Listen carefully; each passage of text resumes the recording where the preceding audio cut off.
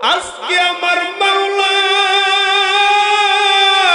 কোরআন থেকে আবার একটা বর্ণনা আমাদেরকে পাঠাইছে। ওরে নবী, এই বর্ণনা আমারে পাঠাইলেন। নবীর কাছে যখন বর্ণনাগুলা বলতেছে, বর্ণনা বলার পর নবী মুরব্বিরে ডাক দিয়া কইরে, মুরব্বি, আজকে আপনার কপালটা এতই যে ভালো, আজকে আপনার কপালটা এতই যে ভালো রে মুরব্বি, শুনিয়া না। আজকে আল্লাহ কোরআন থেকে এমন একটা ফজিলতপূর্ণ বয়ান আপনাদেরকে শুনাইছে। যদি বুঝতে পারেন, আল্লাহর কোরআন যদি বুঝতে পারেন, তাহলে বুঝবেন আল্লাহ কি পরিমাণ মর্যাদা দিয়েছে। মুরব্বি ডাক দিয়া কয়, আমি সাধারণ মানুষ, আল্লাহর কোরআন আমি পড়তেও পারি না, আল্লাহর কোরআন আমি তরজমাও জানি না, আল্লাহর কোরআনের কোন তাফসীর আমি জানি না রে মুহাম্মদ। ওরে আমার মাওলা কি বলেছে আমারে বলো, আমারে শোনাও। নবী আমারে ডাক দিয়া কয়, মুরব্বি শুনেন, আল্লাহ আজকে কোরআনের মধ্যে আমাদেরকে জানাইয়া দিলেন, দুনিয়ার মধ্যে যদি কোনো বান্দা আল্লাহর কোরআন থেকে ছোট্ট একটা সূরা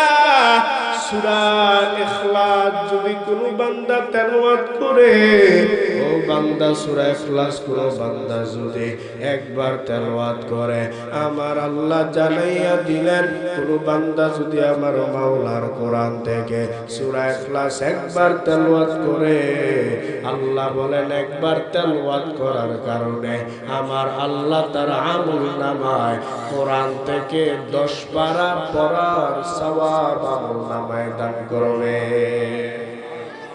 মুরব্বি অবাক হয়ে গেলেন, ফজিলত মনোযোগ দিয়া শুনতেছে। মুরব্বি ডাক দিয়া কয়, এ মুহাম্মদ, আল্লাহর কি বলেছে আমারে শোনাও। নবী আমার ডাক দিয়া কয়, রে মুরব্বি, আমার আল্লাহ আবারও জানাইয়া দেয়, কেউ যদি আমার মাওলার কোরআন থেকে 2 বার সূরা ইখলাস তেলাওয়াত করে, 2 বার সূরা ইখলাস তেলাওয়াত করবে, 2 বার করার কারণে আমার আল্লাহ ওই বান্দার আমলনামায় কোরআন থেকে 20 পারা পড়ার সওয়াব আমলনামায় দান করবে। মুরব্বি আরো পাগল হয়ে গেলেন। আবার নবী ডাক দিয়া কইরে, ও সাধারণ মানুষ শুনো, আমার মাওলার কোরআন থেকে যদি কেউ 3 বার কোরআনটারে তেলাওয়াত করো, কোরআন থেকে যদি 3 বার সূরা ইখলাস তেলাওয়াত করো, 3 বার সূরা ইখলাস তেলাওয়াত করবা, আল্লাহ জানাইয়া দেয় রে গোলাম, 3 বার যদি সূরা ইখলাস তেলাওয়াত করো, 3 বার করার কারণে আমার আল্লাহ ওই ব্যক্তির আমলনামায় কোরআনের 30 পারা পড়া তথা কোরআনটা খতম করা সওয়াব আমলনামায় দান করে দিবে। মুরব্বি অবাক হয়ে যায়, আর সাথে সাথে ফজিলত বুঝিয়া চিল্লাইতেছে আর বলতেছে, আমার মাওলা জিন্দাবাদ, আমার মাওলা জিন্দাবাদ।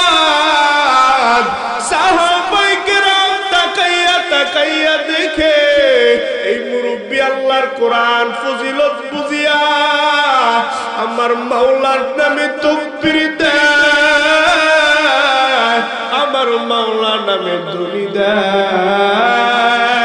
মুরব্বির ধ্বনি দেওয়া দেখা নবীর একজন সাহাবী আব্দুর রহমান ইবনে আউফ রাদিয়াল্লাহু তাআলা আনহু আজমাইন, আব্দুর রহমান ইবনে আউফ ডাক দিয়া কয়, ও পয়গম্বর, এই সাধারণ মুরব্বি তাকবীর, এই তাকবীর দেওয়াটা আমি সাহাবীর কাছে এতটাই যে পছন্দ হয়ে গেছে।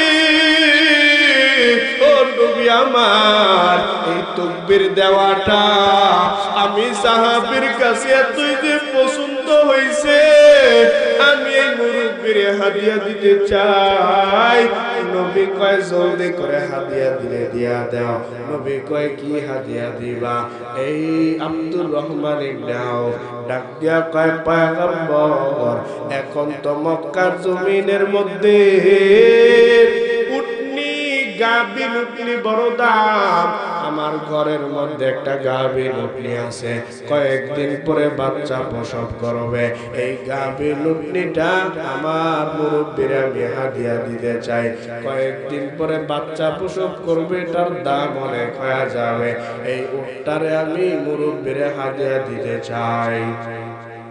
নবী বলেন যাও যাও, হাদিয়া দেওয়ার প্রয়োজন জলদি করে দিয়া দাও। যখন এই মুরব্বিরে হাদিয়া দিয়া দিলেন, কিতাবের মধ্যে লেখা আসলেন মুরব্বি যখন উটনি গাভীর উটনিটারে হাদিয়া নিয়া যখন মক্কার বর্ডার ক্রস করবে, সব সাহাবায়ে কেরাম আমার নবীর সাথে এই মুরব্বিরে আগায়া দিয়ে আসবে, মেহমানরে আগায়া দিয়ে আসবে। কিতাবের মধ্যে লেখা আসলেন মুরব্বিরে যখন আগায়া দেওয়ার জন্য সব সাহাবায়ে কেরাম আমার নবীর সাথে রওনা হয়ে যায়। সাহাবায়ে কেরাম যখন আল্লাহর বান্দা, সাধারণ মানুষ, আল্লাহর বান্দারে যখন মুরব্বিরে যখন সব সাহাবায়ে কেরাম মিলিয়া যখন মক্কার বর্ডারটা ক্রস করতে যাইলেন, এমন সময় আসমান থেকে জিবরাইল আমিন এসে হাজির হয়ে যায়। ওয়ালাউ শাআ আল্লাহু লাজআলাহুম উম্মাতান ওয়াহিদাতান ওয়ালাকিন ইউদখিলু মান ইয়াশা ওয়ালাকিন ইউদখিলু মান ইয়াশা ফি রাহমাতিহি ওয়ায-যালিমুনা মা লাহুম মিন ওয়ালিয়্যিন ওয়ালা নাসীর।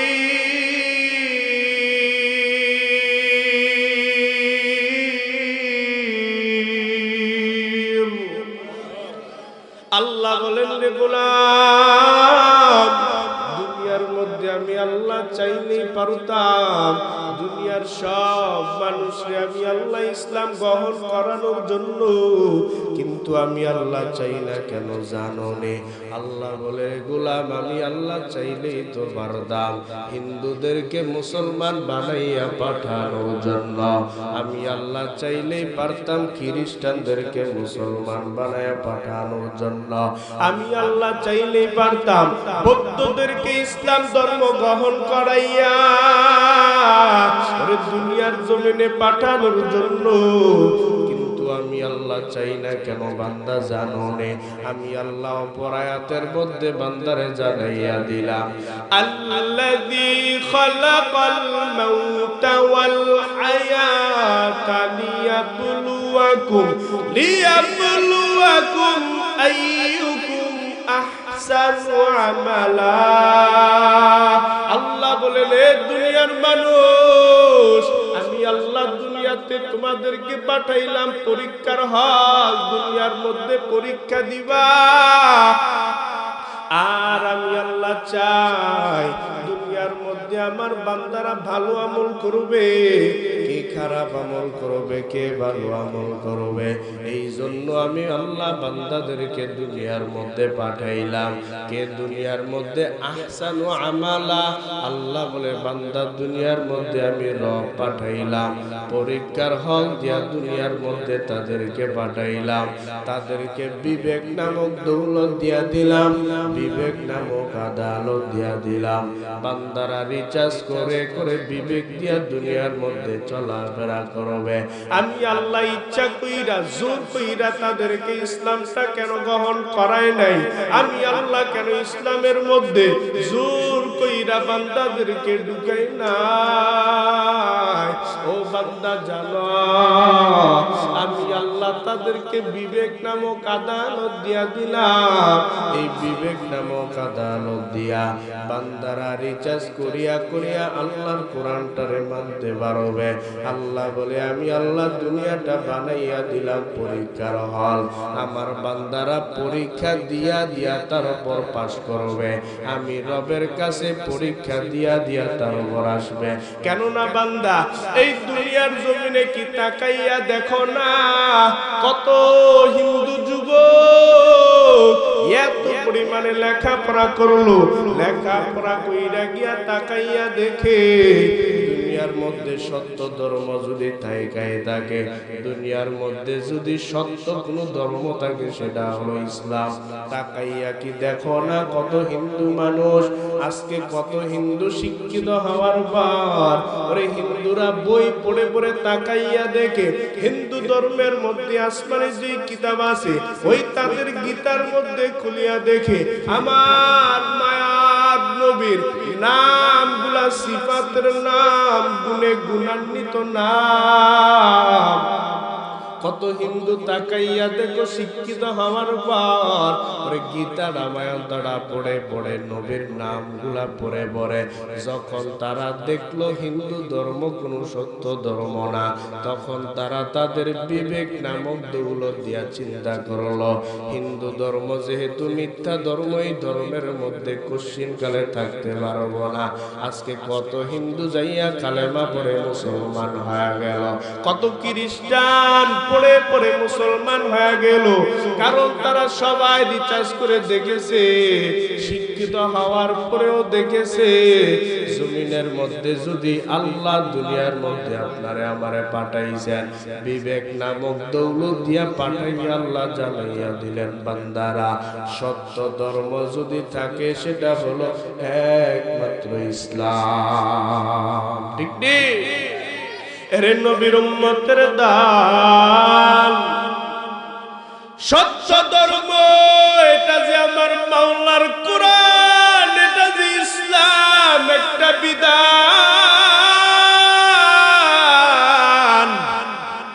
এক হিন্দু যুবক আমার নবীর সামনে প্রতিনিয়ত দাঁড়াইয়া থাকে, নবীর দরবারে যায় আর যাই আমার নবী কি জবানটা দিয়া বলতেছে ওই হিন্দু যুবক বারবার নবীর কাছে যাইয়া দাঁড়াইয়া থাকে। আমার নবী কি যেন আমারে বলবে, ওই হিন্দু যুবক যাইয়া তাকাইয়া থাকে। নবীর দরবারে প্রায় সময় যায়া যায়া সাহাবায়ে কেরামকে নবী বয়ান করে করে শোনান। ওই বয়ানগুলা হিন্দু যুবক সুন্দর কইরা শুনতেছে, পার্শ্ব পরবর্তী কইরা কইরা দাঁড়াইয়া দাঁড়াইয়া শুনে। হঠাৎ করে হিন্দু যুবক আমার মায়ার নবী বারবার তাকাইয়া দেখে হিন্দু যুবকটা নবীর কাছে যাইয়া হাজির হয়ে থাকে। কিন্তু হিন্দু যুবক কয়েকদিন 3-4 দিন যখন নবীর কাছে আসে না, আমার নবী চিন্তিত হয়ে গেল কি ব্যাপার, হিন্দু যুবকটা প্রায় সময় আমার কাছে থাকে কিন্তু আজকে আমার কাছে বিন্দু পরিমাণ সময় দেয় না কেন? নবী চিন্তিত হয়ে গেলেন কি ব্যাপার।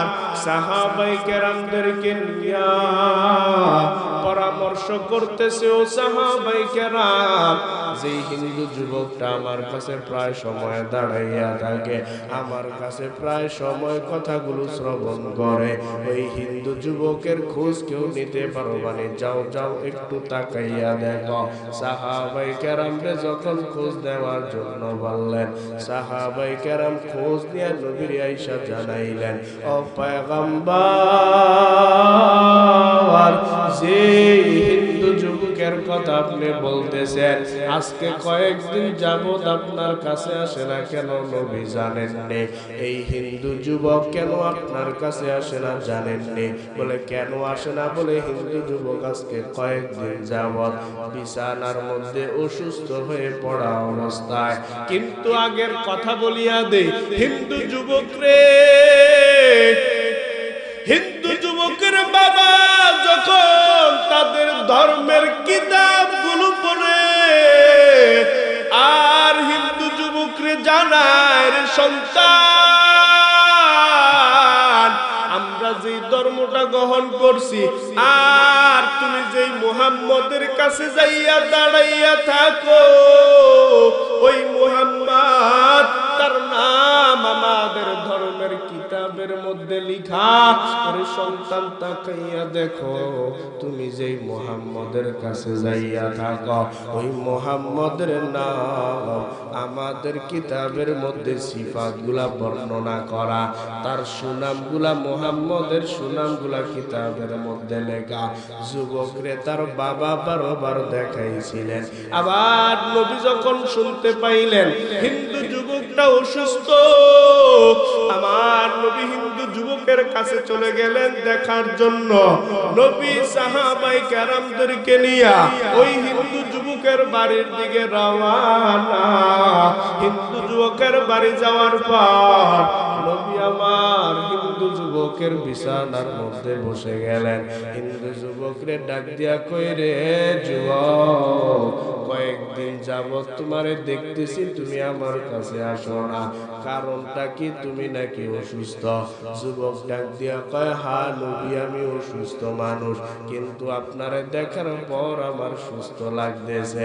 এবার যখন নবী আমার যুবকের সাথে তার বাবার সাথে কথা বলতেছে, হাসি তামাশা করতেছে, হাসির চলে আমার নবী যুবকের বাবারে ডাক দিয়া কয়, হ্যাঁ মুরব্বী, একটু বলবেন নি, সত্য করে বলেন না যে আপনারা হিন্দু ধর্মের মধ্যে আসমানি কিতাবগুলা পড়েন, এই কিতাবের মধ্যে কি আমি মুহাম্মদের নাম না? হিন্দু যুবকরে কি বলছিল বাবা? আছে কইছিল নি? কথা বুঝেন না মনে বলছিল নি? আছে। হিন্দু যুবকের সামনে যখন নবী আমার ডাক দিয়া কয়, ও মুরব্বি শুনেন, আপনাদের ধর্মের মধ্যে যে কিতাবগুলো আপনারা পড়তেছেন, ওই কিতাবের মধ্যে কি আমি মুহাম্মদের নামগুলা সিফাতগুলা বর্ণনা করা নাই? জিজ্ঞাসা করা মাত্র বলে সত্যি করে বলবেন? হিন্দু যুবকের বাবা ডাক দিয়া কয়, না, তোমার বিন্দু পরিমাণ নাম আমাদের কিতাবের মধ্যে লেখা নাই। যুবক সাথে সাথে দাঁড়াইয়া গেলেন, দাঁড়াইয়া কয়, পয়গম্বর,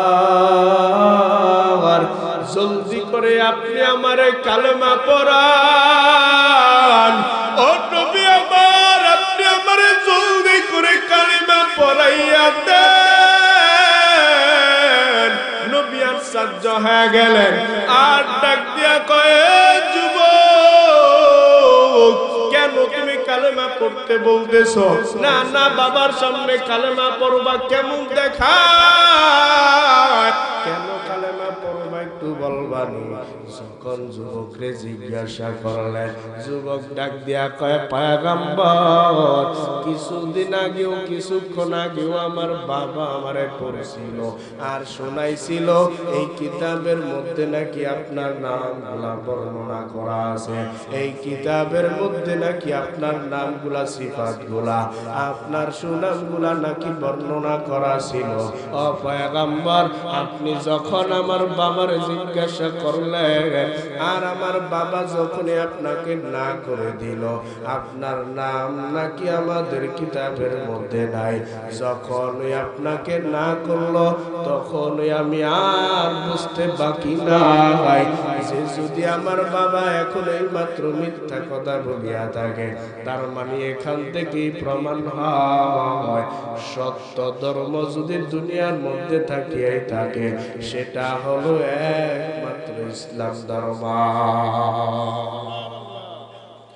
এই জন্য আল্লাহ বলেন ওয়ালাউ শাআল্লাহু লাজআলাহুম উম্মাতাও ওয়াহিদাতাও ওয়ালাকিন ইউদখিলু মান ইয়াশা ওয়ালাকিন ইউদখিলু মান ইয়াশা ফি রাহমাতিহি ওয়ায-যালিমুনা মা লাহুম মিন ওয়ালিয়্যিন ওয়ালা নাসীর। আল্লাহ বলে রে গোলাম তাকাইয়া দেখ,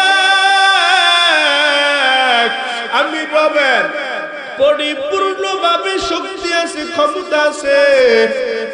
আমি আল্লাহ চাইলেই পারতাম দুনিয়ার সব মানুষের জোর কইরা জোর পূর্বক ভাবে আমি আল্লাহ চাইলেই পারতাম দুনিয়ার সব মানুষের ইসলাম গ্রহণ করানোর জন্য। আমি আল্লাহ চাইলেই পারতাম দুনিয়ার সব মানুষরে দুনিয়ার মধ্যে একদল কইরা দুনিয়াতে পাঠানোর জন্য। কিন্তু আল্লাহ কেন চাই নাই? আল্লাহ তো আয়াতে নাজিল করে দিলেন আল্লাযী খালাকাল মাউতা ওয়াল হায়াতা লিয়াবলুয়াকুম আইয়ুকুম আহসানু আমালা। আল্লাহ বলে বান্দাদেরকে আমি দুনিয়াটা দিলাম পরীক্ষার হল। পরীক্ষার হলের মধ্যে বান্দারা কে ভালো আমল করবে, কে খারাপ আমল করবে। কিন্তু বান্দারে বিবেক নামক আদালত আমি আল্লাহ দিয়া দিলাম। বিবেকটারে দিয়া দিয়া আমার বান্দা রিসার্চ করিয়া করিয়া আমি রবের হুকুমগুলা মানবে। সত্য ধর্ম তো ইসলাম, এটা আল্লাহ কোরআনের মধ্যে জানাইয়া দিলেন। আল্লাহ জোর কইরা কাউরে ইসলাম ধর্ম গ্রহণ করান না। আল্লাহ কাউরে জোর কইরা ইসলামের মধ্যে পাঠায় না। এই জন্য বলি রে বাবা, আল্লাহর আয়াতের মধ্যে বলতেছেন এই যে আপনাদেরকে আমরা কোরআনের বয়ান শোনাই, কোরআনের বাণীগুলা শোনাই, হাদিসের কথাগুলা শোনাই, ও বান্দা শুনো, হুজুররা তোমাদেরকে বয়ান করে করে শোনাইবে। মানা না মানা বান্দা আপনাদের ব্যাপার। কেননা আল্লাহ কোরআনের মধ্যে নবীরে জানাইয়া দিলেন ইয়া আইয়ুহান নাবিয়্যু ইন্না আরসালনাকা শাহিদাও ওয়া মুবাশশিরাও ওয়া নাযীরা। আল্লাহ জানাইলেন হে নবী, আপনার দুনিয়াতে আমি পাঠাইলাম সাক্ষী বানাইয়া। দুনিয়ার মধ্যে আমি আল্লাহ পাঠাইলাম আপনি সুখবর দাতা। ও নবী, আপনারে দুনিয়াতে পাঠাইলাম আপনি দুনিয়ার জন্য আলো বানাইয়া আমি আপনারে পাঠাইলাম। উম্মতেরে আপনি সুসংবাদ দিবেন। উম্মতেরে আপনি সুসংবাদ দিয়া দিয়া আমি আল্লাহ যেই সুসংবাদ উম্মতেরে দেই, ওই সুসংবাদগুলো উম্মতেরে একের পর এক দিবেন। কেননা নবী আপনারে আমি বললাম, আল্লাহ কিন্তু নবীরে বললেন হ্যাঁ নবী আপনি সুখবর দিবেন। কিন্তু আল্লাহ বলেন নাই নবী আপনি উম্মতের জোর কইরা আমলগুলা ধরাইয়া দিয়া দিবেন। এই জন্য উম্মতেরা বর্তমান ওয়ারাসাতুল আম্বিয়া হযরত উলামায়ে কেরাম তারা নবীর দায়িত্ব পালন করবে। আমার নবীর দায়িত্ব পালন করিয়া করিয়া আপনাদেরকে কোরআনের বয়ানগুলা শোনাইবে, হাদিসের বাণীগুলা শোনাইবে। কেননা নবী হাদিসের মধ্যে বলে দিলেন ক্বালা রাসূলুল্লাহ সাল্লাল্লাহু আলাইহি ওয়া আলিহি ওয়া সাল্লাম বাল্লিগু আন্নি ওয়ালাউ আয়া। নবী বলেন হে উম্মতের দল, আমি নবীর পক্ষ হতে তোমরা একটু বাণী হলে উম্মতের মাঝে পৌঁছাইয়া দাও। কোরআনটারে উম্মতের মাঝে পৌঁছাইয়া দাও। আল্লাহর গোলাম, আল্লাহর কোরআন উম্মতের মাঝে কেমন দামি একটা আল্লাহর কোরআন। ওরে হিন্দু ধর্ম গ্রহণ করলে এমন একটা দামি কিতাব পাইতি না রে যুবক। আল্লাহর কোরআন কত একটা দামি সম্পদ। ওরে বান্দারা শুনিয়া নাও, আল্লাহর কোরআনটারে তেলাওয়াত করো, আল্লাহর কোরআনটারে আঁকড়াইয়া ধরো।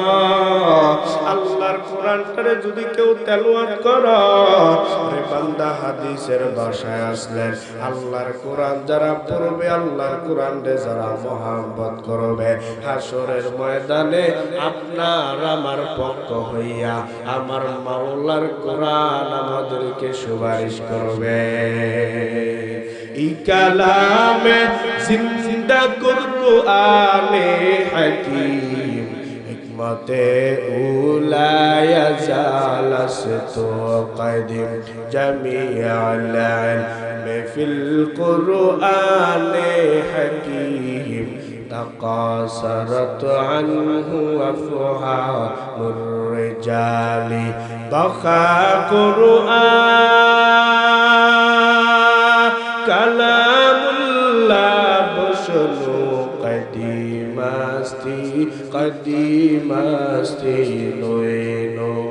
আমার মাওলার কোরআনটা প্রত্যেকের অন্তরে ঢুকানোর দরকার আছে না নাই? এর নবীর উম্মতের দাল, আল্লাহর কোরআন যদি পড়তেও না পারো রে বাবা, আমার মাওলার কোরআনটারে মুহাব্বত করো। আপনারা নিজে নিজে বলতে পারেন, হুজুর স্বপ্নের যুগেও তো কোনোদিন কোরআনটার দেখা পাই নাই, আজও পর্যন্ত জিন্দেগি চলতেছে, বাস্তবেও তো কোনোদিন কোরআনটারে বলতে পারলাম না। হুজুর গো মনটা বড় চায় আল্লাহর কোরআনটারে তেলাওয়াত করব, কিন্তু আল্লাহর কোরআনটারে পারি না। ও হুজুর আল্লাহর কোরআনটারে কেমনি আমরা ধরব? শুনিয়া নেও রে বাবা, আল্লাহর কোরআনটারে যদি কেউ পড়তেও না পারো, রে 5 ওয়াক্ত নামাজ যখন আদায় করবা, তাকাইয়া দেখবা কোরআন গুলা মসজিদের রেহাল গুলার মধ্যে রাখা আছে, মসজিদের র্যাকের মধ্যে কোরআন গুলা রাখা আছে। সকলেই বান্দা মসজিদে যাইয়া নামাজ আদায় করো। নামাজ শেষ হওয়ার পর সব লোকগুলা যখন বাহির হয়ে যাবে, তখন যাইয়া বান্দা আল্লাহর কোরআনটা হাতের মধ্যে নিয়ে একটু তাকাইয়া তাকাইয়া দেখবা, আর বুকের মধ্যে জড়াইবা, আল্লাহর কোরআনটারে মোহাব্বত করে করে বান্দা চুমু খাইবা। করে পড়তেও যদি না পারো, আল্লাহর কোরআনটারে যদি মোহাব্বত করতে পারো, তাতেও তোমার সওয়াব। আল্লাহর কোরআন যদি পড়তে না পারো, বুঝতেও না পারো, শুনতেও না পারো, আল্লাহর কোরআনটার ওরে তার ফজিলতগুলা উলামায়ে কেরাম থেকে শুনো আর বুঝো। এক গ্রাম্য মুরব্বী নবীর জামানার হাদিস আপনাদেরকে শোনায়। এক গ্রাম্য মুরব্বী, সাধারণ মানুষ, কোরআন পড়তে পারে না, কোরআনের অর্থ জানে না, তাফসীরও জানে না। নবীর দরবারে আয়েশা ডাক দিয়া কয়, হে মুহাম্মদ একটু বলো, হে মুহাম্মদ বলো, তুমি নাকি তোমার আল্লাহর কাছ থেকে, আসমান থেকে তোমার কাছে নাকি একটা ভূত আসে, একটা দেও আসে, আসমান থেকে ভূত আইসা নাকি তোমারে কি যেন বর্ণনা দেয়। আমি শুনলাম তুমি নাকি ওই ভূতের কথা শুনিয়া শুনিয়া তোমার সাহাবীদেরকে নাকি তুমি একের পর এক বয়ান করে করে শোনাও। নবী আমার মুস্কি হাইসা কয়, এ গ্রাম্য মুরব্বী, আসমান থেকে আমার কাছে বিন্দু পরিমাণ ভূত আসে না, আসমান থেকে আমার কাছে বিন্দু পরিমাণ কোন দেও আসে না। এ মুরব্বী শুনে, আমার কাছে আসমান থেকে যেটা আসে সেটা হলো আমার মাওলার বানানো সম্মানিত ফেরেশতাদের মধ্য থেকে একজন ফেরেশতা জিবরাইল আলাইহিস সালাম। একটু জোরে বলা যাবে কি আল্লাহু আকবার? জিবরাইল আমিন আমার নবীর দরবারে এসে হাজির হয়। আর এই মুরব্বী ডাক দিয়া কয়, মুহাম্মদ শুনলাম তোমার কাছে নাকি ভূত আছে, আসমান থেকে নাকি দেও আসে। নবী কয়, না না, আমার কাছে কোনো দেও আসে না, আমার কাছে ভূত আসে না। আমার কাছে যেটা আসে সেটা হলো আমার মাওলা সম্মানিত ফেরেশতা জিবরাইল আলাইহিস সালাম আমার কাছে আইসা আল্লাহর কথাগুলো, বাণীগুলো, আল্লাহর কোরআন আমার কাছে আইসা বর্ণনা করে করে আমারে শোনায়। আর আমি উম্মতের মাঝে বয়ান করে করে শোনাইয়া দেই, সাহাবায়ে কেরামকে আমি বয়ান করে করে শোনাইয়া দেই। মুরব্বি ডাক দিয়া কয়, রে মুহাম্মদ, আজ তোমার কাছে করু আর মাওলার কোরআন বর্ণনার সিডি আমারে শোনাইতা। এমন সময় জিবরাইল আমিন হাজির হয়ে গেলেন আর ডাক দিয়া কয়, পয়গম্বর, আজকে আমার মাওলা কোরআন থেকে আবার একটা বর্ণনা আমাদেরকে পাঠাইছে। ওরে নবী, এই বর্ণনা আমারে পাঠাইলেন। নবীর কাছে যখন বর্ণনাগুলা বলতেছে, বর্ণনা বলার উপর নবী মুরব্বিরে ডাক দিয়া কই, রে মুরব্বি, আজকে আপনার কপালটা এতই যে ভালো, আজকে আপনার কপালটা এতই যে ভালো, রে মুরব্বি, শুনিয়া না, আজকে আল্লাহ কোরআন থেকে এমন একটা ফজিলতপূর্ণ বয়ান আপনাদেরকে শুনাইছে। যদি বুঝতে পারেন, আল্লাহর কোরআন যদি বুঝতে পারেন, তাহলে বুঝবেন আল্লাহ কি পরিমাণ মর্যাদা দিয়েছে। মুরব্বি ডাক দিয়া কয়, আমি সাধারণ মানুষ, আল্লাহর কোরআন আমি পড়তেও পারি না, আল্লাহর কোরআন আমি তরজমাও জানি না, আল্লাহর কোরআনের কোন তাফসীর আমি জানি না, রে মুহাম্মদ। ওরে আমার মাওলা কি বলেছে আমারে বলো, আমারে শোনাও। নবী আমারে ডাক দিয়া কয়, মুরব্বি শুনেন, আল্লাহ আজকে কোরআনের মধ্যে আমাদেরকে জানাইয়া দিলেন, দুনিয়ার মধ্যে যদি কোনো বান্দা আল্লাহর কোরআন থেকে ছোট্ট একটা সূরা, সূরা ইখলাস যদি কোনো বান্দা তেলাওয়াত করে, ও বান্দা সূরা ইখলাস কোনো বান্দা যদি একবার তেলাওয়াত করে, আমার আল্লাহ জানাইয়া দিলেন, কোনো বান্দা যদি আমার মাওলার কোরআন থেকে সূরা ইখলাস একবার তেলাওয়াত করে, আল্লাহ বলেন একবার তেলাওয়াত করার কারণে আমার আল্লাহ তার আমলনামায় কোরআন থেকে 10 পারা পড়ার সওয়াব আমলনামায় দান করবে। মুরব্বি অবাক হয়ে গেলেন, ফজিলত মনোযোগ দিয়া শুনতেছে। মুরব্বি ডাক দিয়া কয়, এ মুহাম্মদ, আল্লাহর কি বলেছে আমারে শোনাও। নবী আমার ডাক দিয়া কয়, রে মুরব্বি, আমার আল্লাহ বড় জানাইয়া দেয়, কেউ যদি আমার মাওলার কোরআন থেকে 2 বার সূরা ইখলাস তেলাওয়াত করে, 2 বার সূরা ইখলাস তেলাওয়াত করবে, 2 বার করার কারণে আমার আল্লাহ ওই বান্দার আমলনামায় কোরআন থেকে 20 পারা পড়ার সওয়াব আমলনামায় দান করবে। মুরব্বি আরো পাগল হয়ে গেলেন।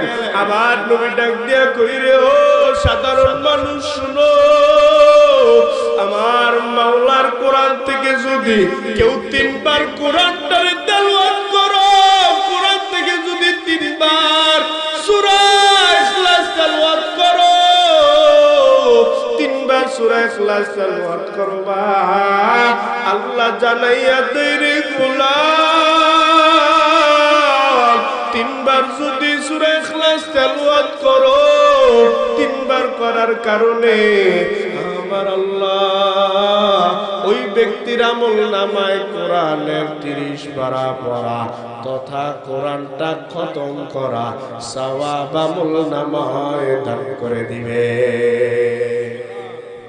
মুরব্বি অবাক হয়ে যায় আর সাথে সাথে ফজিলত বুঝিয়া চিল্লাইতেছে আর বলতেছে আমার মাওলা জিন্দাবাদ,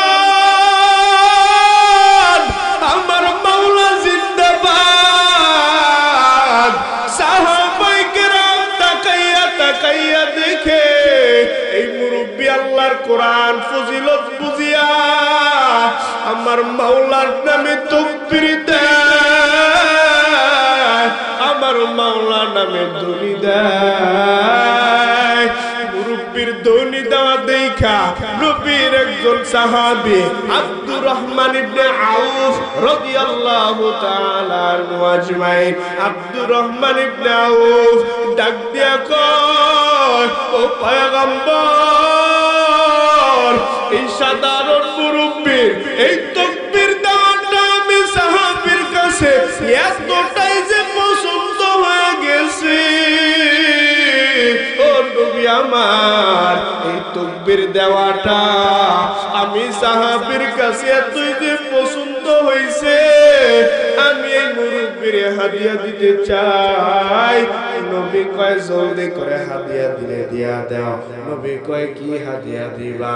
এই আব্দুর রহমান ইবনে আউফ ডাক দিয়া কয়, পয়গম্বর, এখন তো মক্কার জমিনের মধ্যে উটনি গাভীর উটনি বড় দাম, আমার ঘরের মধ্যে একটা গাভীর উটনি আছে, কয়েকদিন পরে বাচ্চা প্রসব করবে, এই গাভীর উটনিটা আমার মুরব্বির আমি হাদিয়া দিতে চাই, কয়েকদিন পরে বাচ্চা প্রসব করবে, এটার দাম অনেক হয়ে যাবে, এই উটটারে আমি মুরব্বির হাদিয়া দিতে চাই। নবী বলেন, যাও যাও, হাদিয়া দেওয়ার প্রয়োজন জলদি করে দিয়া দাও। যখন এই মুরব্বির হাদিয়া দিয়া দিলেন, কিতাবের মধ্যে লিখা আসলেন মুরব্বি যখন উটনি গাভীর উটনিটারে হাদিয়া নিয়া যখন মক্কার বর্ডার ক্রস করবে, সব সাহাবায়ে কেরাম আমার নবীর সাথে এই মুরব্বিরে আগায়া দিয়ে আসবে, মেহমানরে আগায়া দিয়ে আসবে।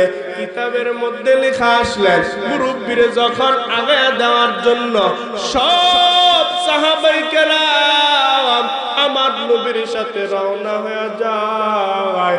সাহাবায়ে কেরাম যখন আল্লাহর বান্দা সাধারণ মানুষ, আল্লাহর বান্দারে যখন মুরব্বিরে যখন সব সাহাবায়ে কেরাম মিলিয়া যখন মক্কার বর্ডারটা ক্রস করতে যাইলেন, এমন সময় আসমান থেকে জিবরাইল আমিন আয়েশা হাজির হয়ে যায়। আয়েশা ডাক দিয়া কয়, পয়গম্বর, ও নবী আমার, আমার আল্লাহ জানাইয়া দেয় এই যে এতক্ষণ ধরে আপনারা যে ঘটনাটা ঘটলো, আমার আল্লাহ আরশে আজিম থেকে তাকাইয়া তাকাইয়া দেখেছে,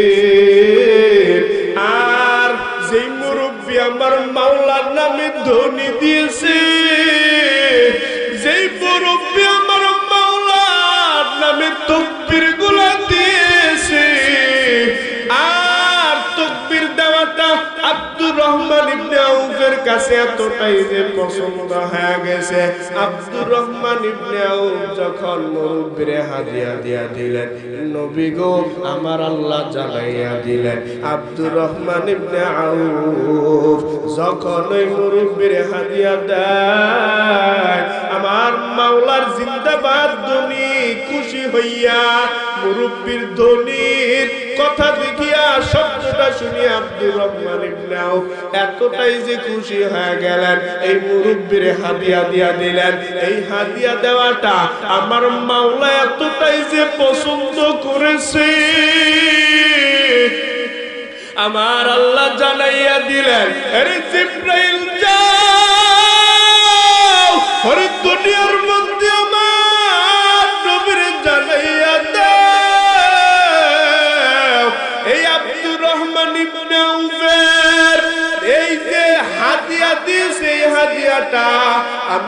আল্লাহর কাছে এত পছন্দ হয়েছে,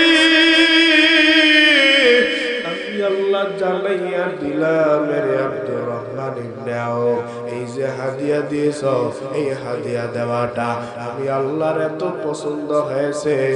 তুমি দুনিয়াতে হাদিয়া দিয়েছ একটা উটনি, গাভীর উটনি দিয়ে দুনিয়ার মধ্যে হাদিয়া দিয়েছ, আর এই হাদিয়া দেওয়াটা আমার মাওলা এতই যে পছন্দ করেছে আমার আল্লাহ জানাইয়া দেয়। একটা উটনি দিয়েছ আর আমি আল্লাহ তোমার উপর রাজি খুশি হইয়া আমি আল্লাহ জানাইয়া দিলাম একটা হাদিয়া দেওয়ার কারণে আমি আল্লাহ তোমার জন্য জান্নাতের মধ্যে ৮৭,০০০ উটের ব্যবস্থা করে রেখেছি।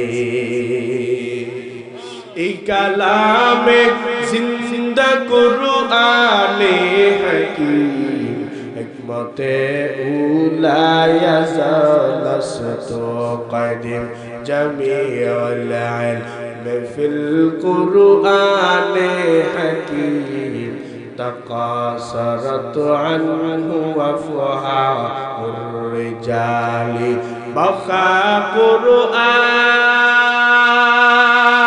কালামুল্লাহ বসলো কদিমাস্তি কদিমাস্তি নইনো।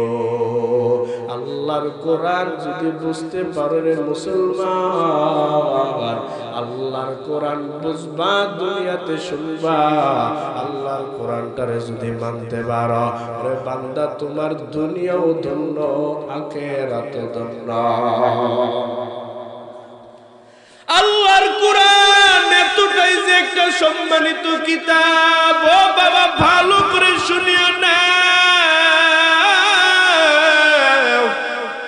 আল্লাহর কোরআনটারে যদি পরিপূর্ণভাবে মানতে পারো, কারণ আল্লাহ কোরআনের মধ্যে বলেন ইয়া আইয়ুহাল্লাযীনা আমানু আমানু দুখুলু ফিস-সিলমি কাফা। হে দুনিয়ার মুমিনের দল, দুনিয়ার মধ্যে তোমরা ইসলামটারে প্রবেশ করছো, ইসলামের মধ্যে বান্দা তোমরা প্রবেশ করছো, পরিপূর্ণভাবে ইসলামের মধ্যে ঢুকিয়া যাও। একটু ইসলামটারে মানবা আর একটু মানবা না, হবে না। আল্লাহর কোরআনটারে একটু মানবা আর একটু মানবা না, হবে না। আল্লাহর কোরআনের মধ্যে নামাজের জন্য আল্লাহ তালিম দিয়া দিলেন, আপনাদেরকে দিয়া দিলেন ফরজ বিধানগুলা মানার জন্য। ও বান্দা, এই জন্য কি নামাজ পড়বেন, রোজা রাখবেন না এমনটা না। ফজর পড়বেন, যোহর পড়বেন না, যোহর পড়বেন, আসর পড়বেন না, আসর পড়বেন, মাগরিব পড়বেন না, মাগরিব পড়বেন, এশার নামাজ পড়বেন না। এমনটা তো আমার মাওলার কোরআনের বিন্দু পরিমাণ বিধান না। নামাজ পড়বেন, ওরে শুনিয়া নেও রে গোলাম, জমানার এই সমাজ নিয়ে যদি কথা বলতে চাই, এরপরও আপনাদেরকে বলতে হয় নামাজ পড়বেন ঠিক, তবে নামাজ পড়া যদি কোনো বান্দা মা বাবার খেদমত আদায় না করো, মা বাবার হক যদি আদায় না করো, রে বান্দা নামাজ পড়তে পড়তে যদি কপালের মধ্যে দাগ লাগাইয়া বালাও, রে কপালের মধ্যে দাগ লাগাইতে পারবা ঠিক, এই নামাজ আমার মাওলার দরবারে কবুল করাইতে পারবা না। কারণ আল্লাহ কোরআনের মধ্যে বলেন ওয়াবুদুল্লাহ ওয়ালা তুশরিকু বিহি শাইআ ওয়া বিল ওয়ালিদাইনি ইহসানা। আল্লাহ জানাইলেন এ দুনিয়ার মানুষ, দুনিয়ার মধ্যে আমি আল্লাহ তোমাদের উপর একের পর এক হক তোমাদের উপর লাগাইয়া দিলাম। আল্লাহ কোরআনের মধ্যে বলেন, এক নম্বরে বান্দা শুনিয়া না, আগেই তো বলতেছি রে গোলাম, আমার মাওলার কোরআনটারে ওরে পরিপূর্ণভাবে আঁকড়াইয়া ধরো। কারণ আল্লাহ কোরআনের মধ্যে বলতেছে ওয়াবুদুল্লাহ, এক করে ধরবা আমার মাওলার কোরআন। ধরতে গিয়ে আল্লাহ বলেন, বান্দারা, এক নম্বরে দুনিয়ার মধ্যে যদি তোমাদেরকে হক লাগাইতে দিলাম, তোমরা হক আদায় করবা। এক নম্বরে দুনিয়ার মধ্যে তোমাদের পাঠানোর উদ্দেশ্য হলো ওয়াবুদুল্লাহ। এক নম্বরে বান্দা ইবাদত করবা। বলো কে বলছে? আমিন আল্লাহ। এক নম্বরে আল্লাহ বলেন ওয়াবুদুল্লাহ। এক নম্বরে আমি রবের গোলামি করবা, এটা আমি আল্লাহ হক বান্দা তোমার উপর লাগাইয়া দিলাম। ও বান্দা, আমি রবের ইবাদত করবা। শুধু এখানেই কি আমি আল্লাহ শেষ করে দিলাম? বলে না। শুধু নামাজ পড়বা, বলে এখানেই কি শেষ করে দিলাম? বলে না। শুধু রোজা রাখবা, এখানেই কি আমি আল্লাহ শেষ করে দিলাম? বলে না। বান্দা যাকাত দিবা, এখানেই কি ফরজ বিধান শেষ হয়ে গেল? বলে না। ওরে বান্দা, তুমি সব হুকুমগুলো আল্লাহর পালন করবা। কারণ তো আল্লাহ বললেন, ও বান্দা, ইসলামের মধ্যে যেহেতু প্রবেশ করছো, পরিপূর্ণভাবে আমার মাওলার কোরআনটারে দড়িয়া বালাও। একটু মাওলার কোরআন রে মানবা, আর একটু মানবা না, বান্দা বিন্দু পরিমাণ কামিয়াবি হতে পারবা না। এই জন্য আল্লাহ বলে, বান্দারা, এক নম্বরে হক পালন করবা আমি মাওলা পাকের। এক নম্বরে আমি আল্লাহ যে উদ্দেশ্য করে পাঠাইলাম, দুনিয়ার মধ্যে ইবাদত করবা একমাত্র আমি আল্লাহ। তারপরে আল্লাহ বলেন, ওয়ালা তুশরিকু বিহি শাইআ। ও বান্দা, ইবাদত করবা ঠিক, কিন্তু ইবাদত করতে গিয়া আমি রবের সাথে বান্দা বিন্দু পরিমাণ শিরকের গুনাহ করবা না। ইবাদত করবা ঠিক, কিন্তু আমি রবের সাথে কোনোদিন শিরকের গুনাহ করাইতে পারবা না। আমি রব। দুনিয়ার মধ্যে সিজদা তো একমাত্র আমি রব পাইব। এবার আপনাদেরকে বলি রে বাবা, আপনাদেরকে প্রশ্ন করিয়া দে, দুনিয়ার মধ্যে সিজদা দেওয়া ভালো না খারাপ? সবাই বলে সিজদা দেওয়া তো ভালো। সবাই একত্রিত বলে আওয়াজ দিলেন, সিজদা দেওয়া ভালো। ঠিক বান্দা, সিজদা করা ভালো, রুকু করা ভালো। কিন্তু শুনিয়া দৌড়ে গোলাম,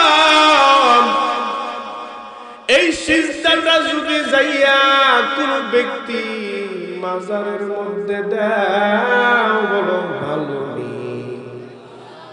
বাবার কদমে যাইয়া দাও, ভালো নেই। পীরের কদমে দাও, বলো ভালো নেই। প্রথমে তো বলছিলেন সিজদা করা ভালো, কিন্তু পার্থক্য আসেনি। সিজদা করা ভালো, সিজদা করবা রবের কদমে, সিজদা দাও, সিজদা করা ভালো।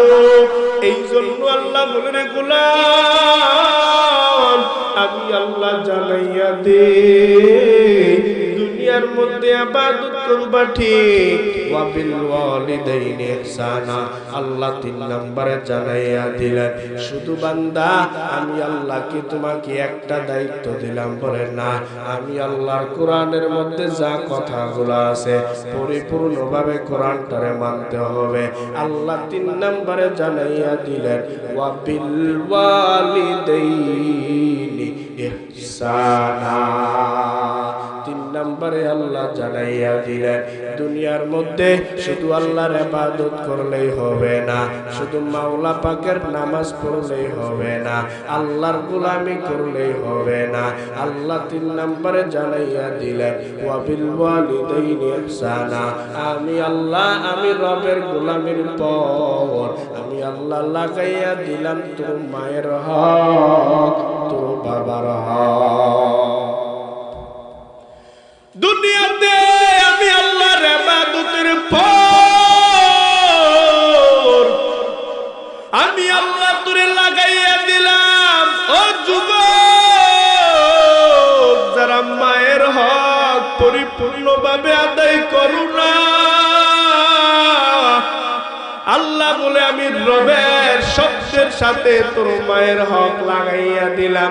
আমি তোর আমি রবের শব্দের সাথে তোর বাবার হক লাগাইয়া দিলাম। রব্বিরহামহুমা কামা রব্বায়ানি সগীরা। আল্লাহ জানাইয়া দিলেন দুনিয়ার মধ্যে তোর মায়ের সাথে ভালো আচরণ করবা, মায়ের কাছে বিনয়ের ডানা বিছাইয়া দিবা, মা বাবার কাছে নরম হয়ে চলাফেরা করবা, মায়ের কাছে যাইয়া এমন আচরণ কইরো না যেন তোমার মা উফ শব্দটা ব্যবহার করে, কারণ মায়ের হক বাবার হক। আল্লাহ কোরআনের মধ্যে জানাইয়া দিলেন মায়ের খেদমত করা লাগবে, বাবারও খেদমত করা লাগবে।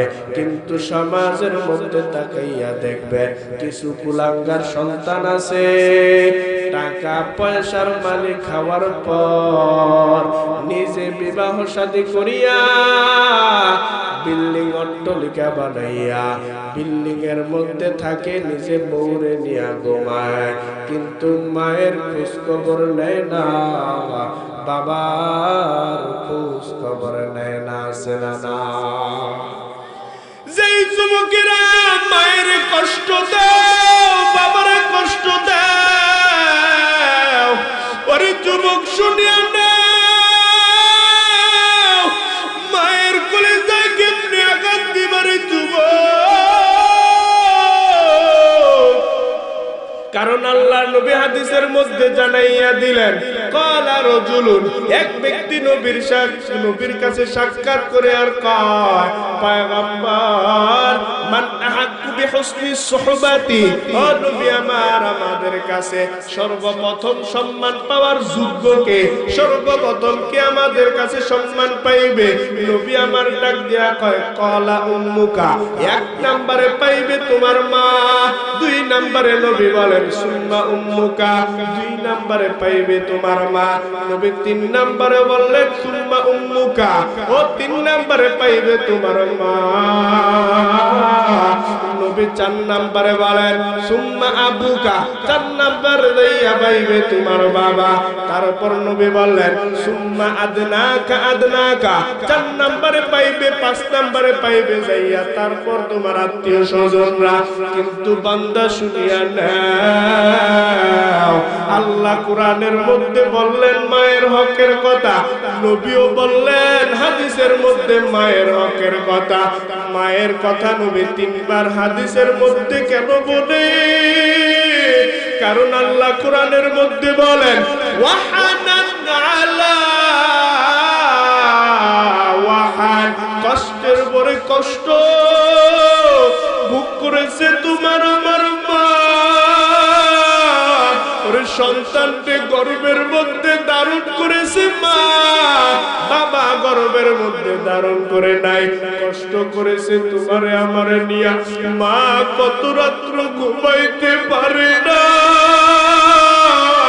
ওরে মা কত রাত্র ঠিক মতন খানা খাইতে পারে নাই। ওরে কষ্ট ভোগ করেছে তোমার আমার মা। তোমার আমার প্রসব বেদনার সময় কষ্ট ভোগ করেছে তোমার আমার মা। দুনিয়ার মধ্যে যদি এতটুকু কোনো যুবক চিন্তা করতে পারে, কোনদিন কোনো মায়ের কলিজায় কষ্ট দিতে পারে না। জীবনের মূল কষ্ট মায়ের প্রসব বেদনা, সাত আসমান সাত জমিন তখন মায়েরই মাথায়। জীবনের মূল কষ্ট মায়ের প্রসব বেদনা, সাত আসমান সাত জমিন তখন মায়েরই মাথায়। খারাপ লাগে? এমন মাকে কেমনি আজি, এমন মাকে কেমনি আজি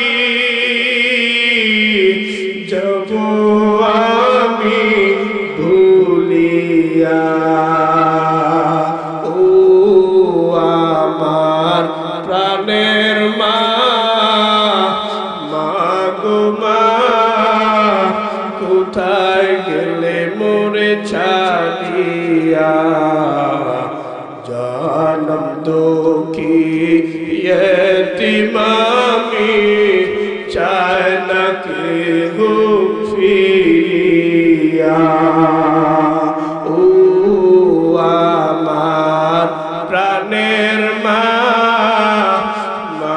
গো মা কোথায় গেলে মোরে ছাড়িয়া জানম দুঃখী ইয়তিমামি চায় না কেহ ফিরিয়া আমি যখন ছিলাম আমার মায়ের গর্ভেতে চলাফেরা করতে জীবন কত কষ্ট করে আমি যখন ছিলাম আমার মায়ের গর্ভেতে চলাফেরা করতে জীবন কত কষ্ট করে আমার সুন্দর মুখ দেখে মায়ের আমার সুন্দর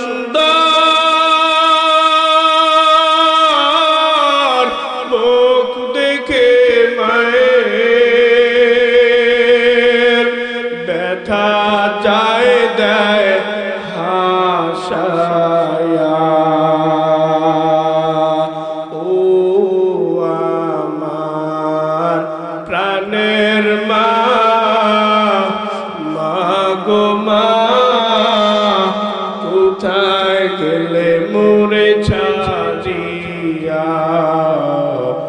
জানম দুঃখী ইয়তিমামি চায় না কেহ ফিরিয়া ও আমার প্রাণের মা